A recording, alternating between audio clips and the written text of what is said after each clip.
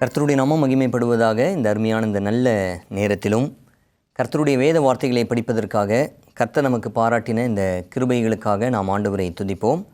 கடைசி காலத்தில் வாழ்ந்து கொண்டிருக்கக்கூடிய உங்களுக்கும் எனக்கும் ஆண்டவர் அவருடைய வேதத்தில் எண்ணற்ற வார்த்தைகளை எழுதி வைத்திருக்கிறார்.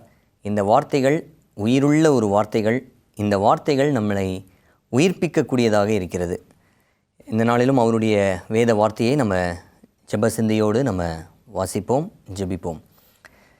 கிருபை நிறைந்தவரே, உம்மை துதிக்கிறோம் ஆண்டவரே. உம்முடைய மேலான வார்த்தைகளை நாங்கள் படிக்கிறோம். தூய் ஆவியானவர் எங்களுடைய இருதயத்தை திறக்கும்படியாய் இயேசுவின் நாமத்தில் ஜெபிக்கிறோம் எங்கள் நல்ல பிதாவே, ஆமேன்.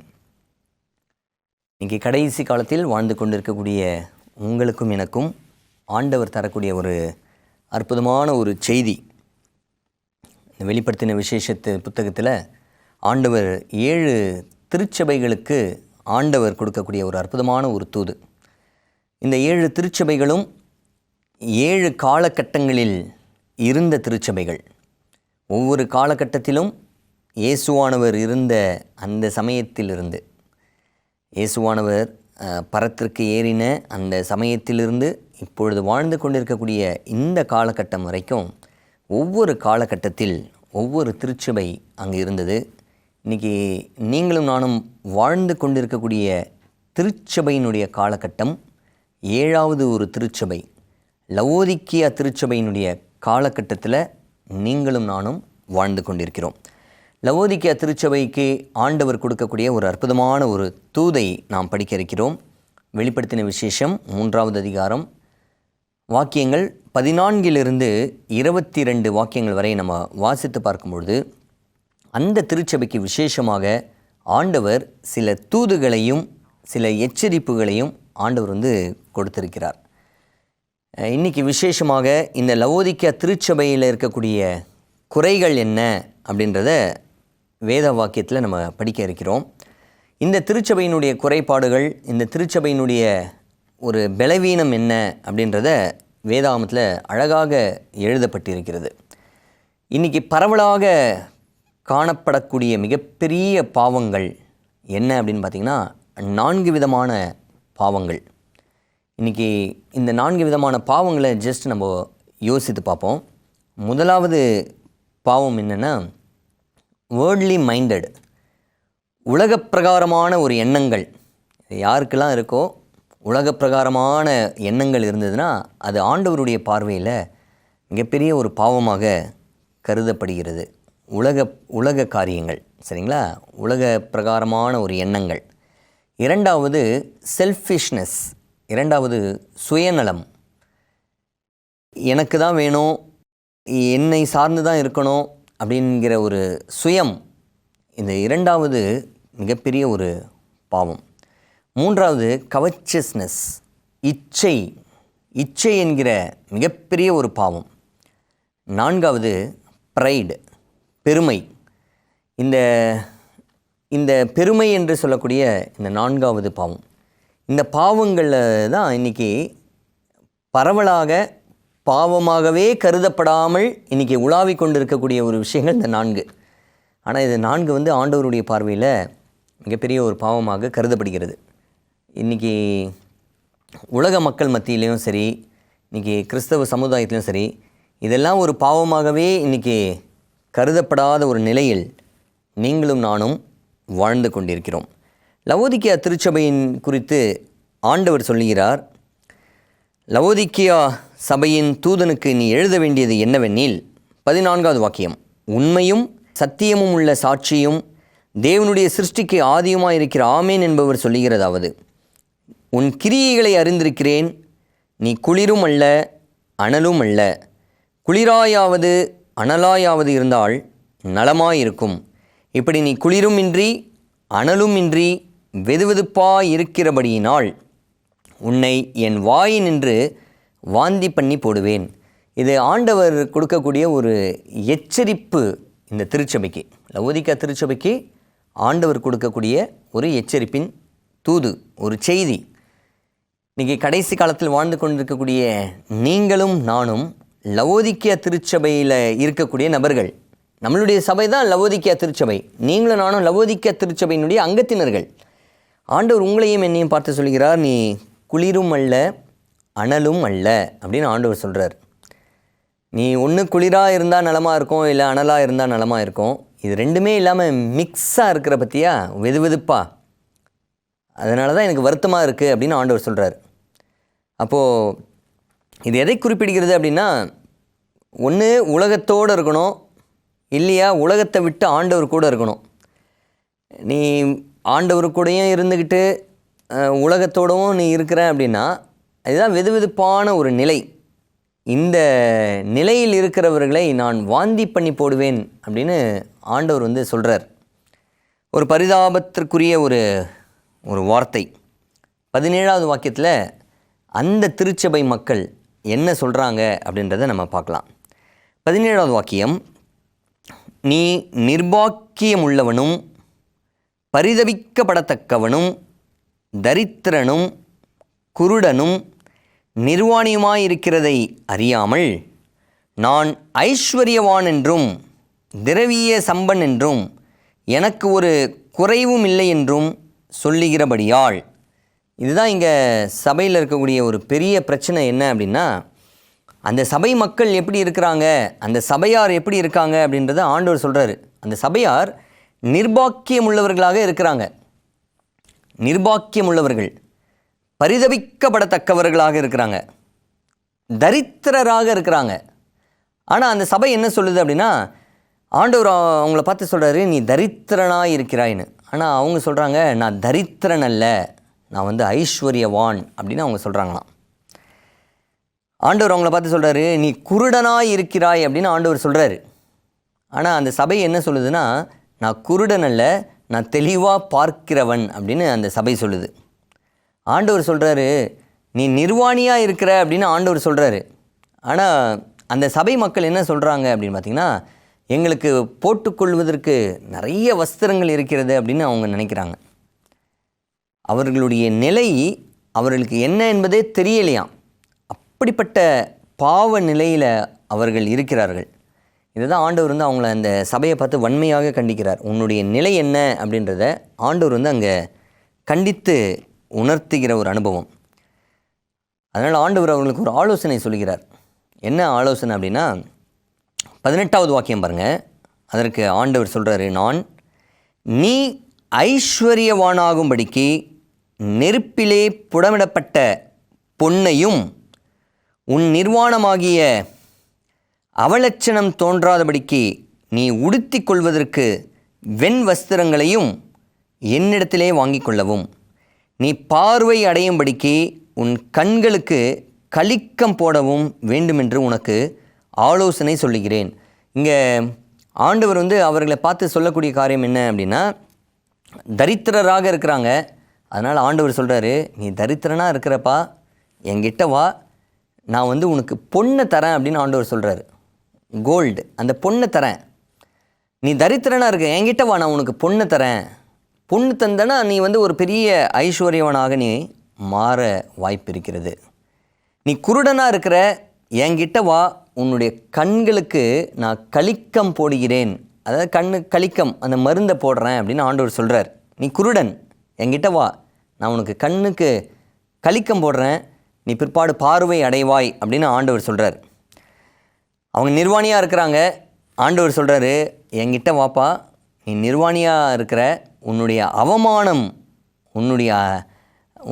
அவமானம் தெரியாத அளவுக்கு நான் வந்து வெண் வஸ்திரத்தினால் நான் உன்னை என்ன பண்ணுறேன்னா நான் மூடி போடுகிறேன், என்னிடத்தில் வா அப்படின்னு ஆண்டவர் வந்து சொல்கிறார். இதுதான் ஒரு அற்புதமான ஒரு அழைப்பு. பிரியமானவர்களே, அவங்களுக்குள்ளாக பெருமை, அவங்களுக்குள்ளாக ஒரு இச்சை, அவங்களுக்குள்ளாக ஒரு சுயநலம், அவங்களுக்குள்ளாக இந்த உலகப்பிரகாரமான ஒரு எண்ணங்கள், இதெல்லாம் அவங்க வைத்திருக்கிறதுனால ஆண்டவர் தரக்கூடிய ஒரு அழைப்பை அவர்களால் ஏற்றுக்கொள்ள முடியல. ஆண்டவருடைய அழைப்பு அவர்களுக்கு ஒரு பெரியதாகவே அவங்களுக்கு என்ன பண்ணலைன்னா தெரியலை. ஆண்டவர் சொல்கிறாரு, இந்த உலகப்பிரகாரமான விஷயத்தில் நீ அதிகமாக அன்பு வைப்பாயானால் ஆவிக்குரிய வாழ்க்கையில் நீ பின்தங்கி போனவனாய் மாறுவாய். நீங்கள் யோசிச்சு பாருங்கள், உங்களுடைய பிள்ளைகள் ஆலயத்துக்கு ஆர்வத்தோடு வராங்களா? உங்களுடைய பிள்ளைகள் ஜெபத்தில் உற்சாகமாக இருக்கிறாங்களா? உங்களுடைய பிள்ளைகள் தினந்தோறும் வேதத்தை வாசிக்கிறார்களா? இல்லை பெற்றோர்கள் நீங்கள் உங்களுடைய பிள்ளைகளுக்கு முன்மாதிரியாக இவைகளை நீங்கள் செய்து கொண்டிருக்கிறீர்களா? இந்த உலக பிரகாரமான ஆசாபாசங்கள் அதிகமாக நீங்கள் இருப்பீங்க அப்படின்னா ஆவிக்குரிய வாழ்க்கையில் நீங்கள் பின்தங்கிய நிலையில் இருப்பீர்கள் என்பதை நீங்கள் மறந்துட வேண்டாம். ஆண்டவர் சொல்கிறாரு, என்னிடத்துல வா, நான் உனக்கு பொன்னை தருகிறேன் அப்படின்னு ஆண்டவர் சொல்கிறார். அந்த பொன் எதற்கு அடையாளம் அப்படின்னா, என்கிட்ட வா, I will give the gold, என்கிட்ட வா, நான் உனக்கு பொண்ணை தரேன் அப்படின்றாரு. பொன் என்பது எதை குறிக்கும் அப்படின்னா ஃபெய்த் அண்ட் லவ், விசுவாசமும் அன்பும் அதை குறிக்கிறது. பொன் என்பது என்கிட்ட வா, நான் உனக்கு விசுவாசத்தை தரேன், என்கிட்ட வா, நான் உனக்கு அன்பை தருகிறேன் அப்படின்னு ஆண்டவர் சொல்கிறார். இதுதான் பொன். இரண்டாவது ஆண்டவர் சொல்கிறாரு, என்கிட்ட வா, நான் உனக்கு வெண் வஸ்திரங்களை நான் உனக்கு தரேன் அப்படின்னு ஆண்டவர் சொல்கிறார். வெண் வஸ்திரம், இந்த வெண் வஸ்திரம் என்ன தெரியுங்களா?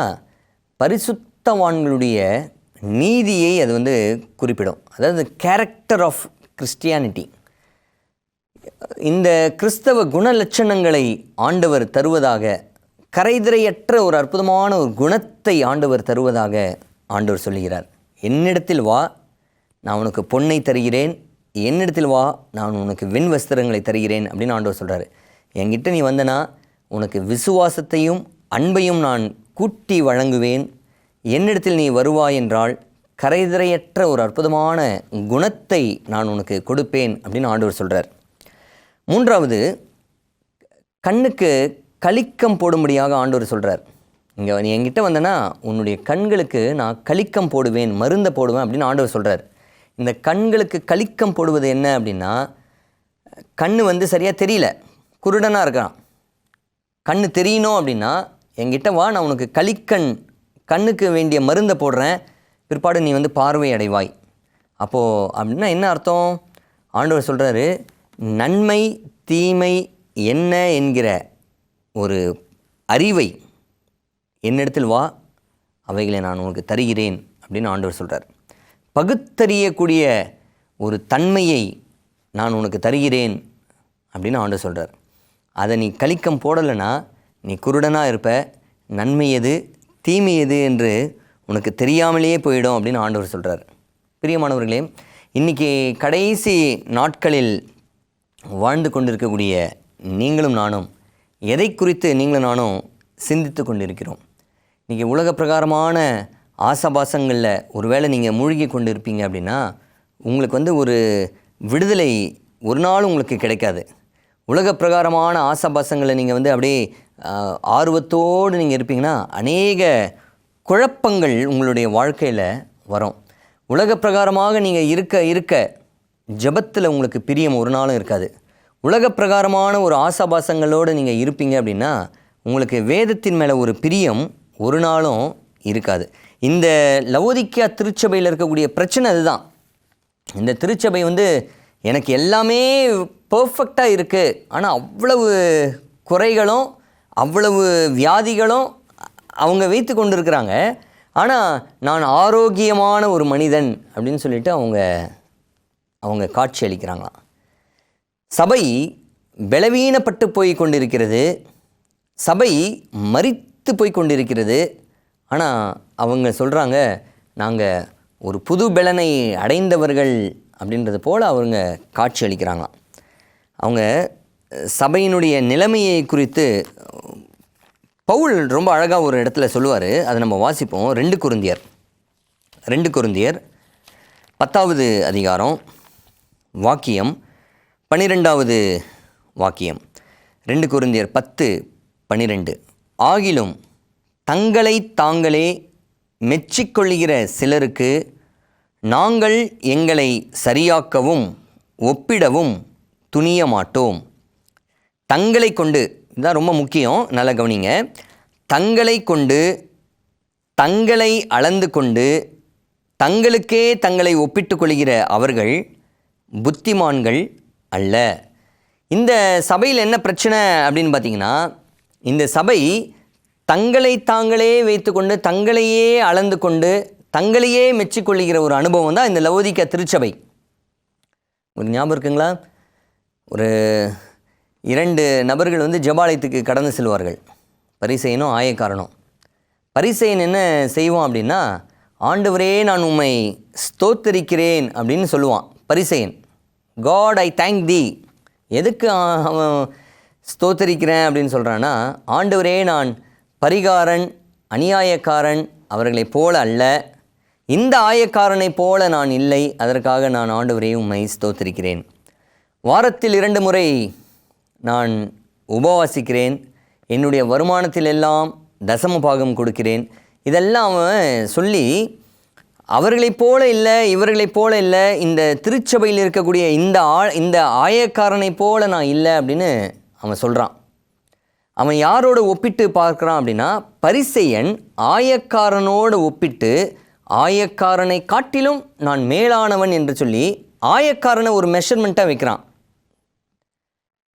அதனால் அவனுடைய நீதி பெரியது போல தெரிகிறது. லவோதிக்கா திருச்சபை அதான் பிரச்சனை. லவோதிக்கா திருச்சபையும் இந்த பரிசேயர்களுடைய ஒரு குணம் மாதிரி தான்.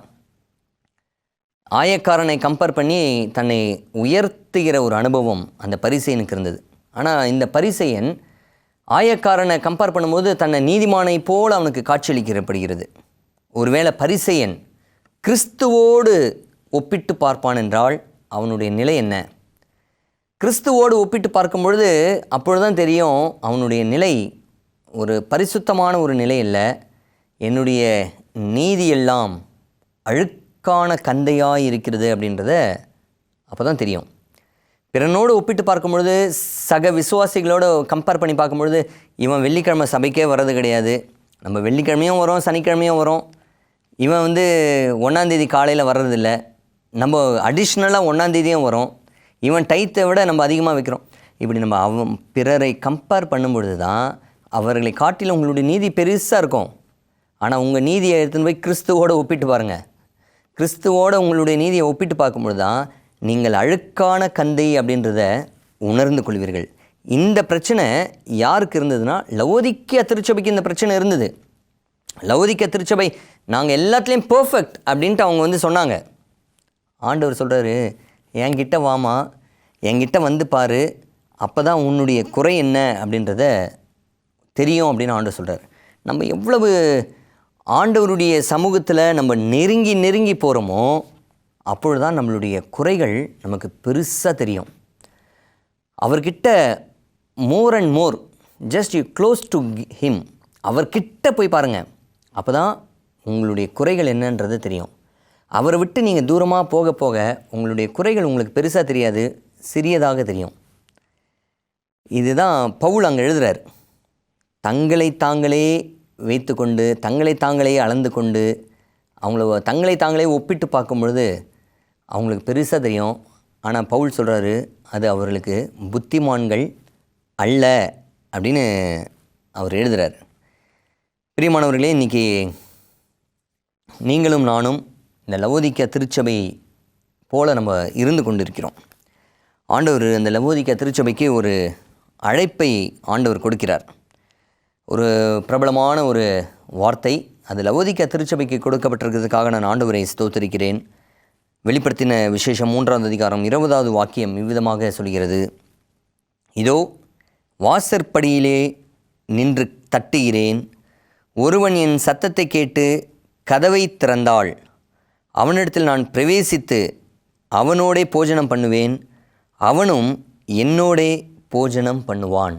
ஆண்டவர் சொல்கிறாரு அந்த சபையை பார்த்து, உன்னுடைய பலவீனம் என்னன்றது எனக்கு தெரியும், உன்னுடைய பிரச்சனை என்ன என்பது எனக்கு தெரியும், என்னிடத்தில் நீ வருவாயானால் நான் உனக்கு விடுதலையை தருவேன், நான் உனக்கு தரேன் அப்படின்னு ஆண்டவர் சொல்கிறார். ஆனால் இப்போ பிரச்சனை என்ன அப்படின்னா, ஆண்டவர் அந்த திருச்சபையை விட்டு வெளியேற்றப்பட்டு விட்டார். அதுதான் உண்மை. அந்த சபையிலிருந்து ஆண்டவர் வெளியேற்றப்பட்டு இப்போது அந்த சபைக்குள்ளாக போவதற்காக ஆண்டவர் இப்போ கதவை தட்டி கொண்டு இருக்கிறார். நீங்கள் ஜஸ்ட் உங்களுடைய இருதயத்தை நீங்கள் திறங்க அப்படின்னு ஆண்டவர் சொல்கிறார். உங்களுடைய இருதயத்தை நீங்கள் திறப்பீர்கள் என்றால் நான் வரேன் அப்படின்னு ஆண்டவர் சொல்கிறார். இதோ வாசற்படியில் நின்று தட்டுகிறேன். ஒருவன் என் சத்தத்தை கேட்டு கதவை திறந்தாள், அவனிடத்தில் நான் பிரவேசித்து அவனோடே போஜனம் பண்ணுவேன், அவனும் என்னோடே போஜனம் பண்ணுவான். அவர் தட்டும் பொழுது நீங்கள் திறக்க வேண்டும் என்று சொல்லி ஆண்டவர் எதிர்பார்க்கிறார். அவர் தட்டுகிற சத்தத்தை நீங்கள் கேட்டுக்கொண்டிருக்கிறீர்களா? அவருடைய மெல்லிய சத்தம் உங்களுடைய காதுகளில் கேட்டுக்கொண்டிருக்கிறதா? உன்னத பாட்டில் நம்ம என்ன வாசிக்கிறோம் தெரியுங்களா? உன்னத பாட்டு 5வது அதிகாரம் 6வது வாக்கியம் பாருங்கள். என் நேசருக்கு கதவை திறந்தேன், என் நேசரோ இல்லை, போய்விட்டார். அவர் சொன்ன வார்த்தையால் என் ஆத்துமா சோர்ந்து போயிற்று. அவரை தேடினேன், அவரை காணவில்லை. அவரை கூப்பிட்டேன், அவர் எனக்கு மறு உத்தரவு கொடுக்கவில்லை. இந்த வாக்கியத்தில் நம்ம என்ன வாசிக்கிறோம்? என் நேசருக்காக கதவை திறந்தேன். ஆண்டவர் கதவை தட்டிக்கிட்டே இருக்கிறாரு. தட்டும் பொழுது நீ திறக்கணும். அவர் தட்டி கொண்டு இருக்கும் பொழுது நீ திறப்பாயானால் ஆண்டவர் உனக்குள்ளாக உட்பிரவேசிப்பார். அவர் தட்டி தட்டி தட்டி நீ திறக்காமல் அவர் போய்விட்ட பிற்பாடு நீ கடைசியில் போய் கதவை திறந்த அப்படின்னா அங்கே உன்னுடைய நேசர் இருக்க மாட்டார். அப்புறம் நீயும் சொல்லணும், அவரை தேடினேன், அவரை காணலை, அவரை கூப்பிட்டேன், அவர் எனக்கு மறு உத்தரவு கொடுக்கல. இதுதான் உன்னுடைய பாடலாகவும் அமையும். லவோதிக்கேயா திருச்சபைக்கு ஆண்டவர் ஒரு உன்னத அழைப்பை தந்தது போல இந்த நாளிலும் ஆண்டவர் உங்களுக்கு ஒரு உன்னத அழைப்பை தருகிறார். என்னிடத்தில் வருகிறவனை நான் ஒருபோதும் புறம்பே தள்ளுவதில்லை என்று சொல்லி ஆண்டவர் சொல்கிறார். ஆண்டவர் உங்களை அழைக்கும் பொழுது அவருடைய சத்தத்தை கேட்டு கதவை திறக்க நீங்கள் ஆயத்தமா? உங்களுடைய இருதய கதவை அவர் தட்டி கொண்டே இருக்கிறார். உங்களுடைய இருதய கதவை அவர் தட்டி உள்ளே வர அவரால் முடியும். பட் ஆனால் அவர் அதை செய்கிறதில்லை. பலவந்தமாக யாருடைய உள்ளத்திலும் அவர் வருவதில்லை. நன்மை தீமை என்ன என்பதை அறியக்கூடிய ஒரு திறனை ஆண்டவர் கொடுத்திருக்கிறாரு. நீயாகவே மனமுவந்து அவர் தட்டும் பொழுது நீ திறக்க வேண்டும் என்று சொல்லி ஆண்டவர் எதிர்பார்க்கிறார். நீ மெய்யான அன்போடு அவர் வர வேண்டும் என்பதற்காக நீ கதவை திறப்பாயானால் அவர் உன்னிடத்தில் வருவதற்கு அவர் பிரியப்படுவார். அவர் தட்டி கொண்டிருக்கிறார். அந்த சத்தத்தை கேட்டு கதவை திறக்கக்கூடிய ஒரு நேரம் இப்பொழுதே. அவருடைய சத்தத்தை கேட்டு உங்களுடைய இருதய கதவை நீங்கள் திறப்பீர்களா? ஆண்டவருடைய சமூகத்தில், ஆண்டவரே நான் திறக்கிறேன், ஆண்டவரே நான் வருகிறேன், ஆண்டவரே எனக்கு உம்முடைய பொன்னை தாங்க, உங்களுடைய வெண் வஸ்திரத்தை தாங்க, என்னுடைய கண்களுக்கு கலிக்கத்தை போடுங்க ஆண்டவரே என்று சொல்லி தெய்வ சமூகத்தில் உங்களை அர்ப்பணம் செய்வீர்களா? ஜெபம் செய்வோம். கிருபை நிறைந்தவரே, உம்மை துதிக்கிறோம் ஆண்டவரே. லவோதிக்கேயா திருச்சபைக்கு கொடுக்கப்பட்ட செய்தியை எங்களுடைய வாழ்க்கையிலும் நீர் தருவதற்காக நாங்கள் நன்றி செலுத்துகிறோம். நீ அனலும் அல்ல குளிரும் அல்ல, நீ அனலாயாவது குளிராயாவது இருந்தால் நலமாயிருக்கும். ஆனால் நீயோ வெதுவெதுப்பாய் இருக்கிறாய் என்று நீ சொன்னீரே. நீ வெதுவெதுப்பாய் இருந்தால் நான் உன்னை வாந்தி பண்ணி போடுவேன் என்று சொன்னீரே. ஆண்டவரே, எங்களுடைய வாழ்க்கையில் ஒரு அனலுள்ள ஒரு வாழ்க்கையை எங்களுக்கு நீர் கற்றுத்தாரும். உம்முடைய சமூகத்தில் உம்முடைய சத்தத்தை கேட்டு கதவை திறக்கிறோம். நீர் எங்களுடைய உள்ளத்தில் பிரவேசியும். இயேசுவின் நாமத்தில் ஜெபிக்கிறோம் எங்கள் நல்ல பிதாவே. ஆமென்.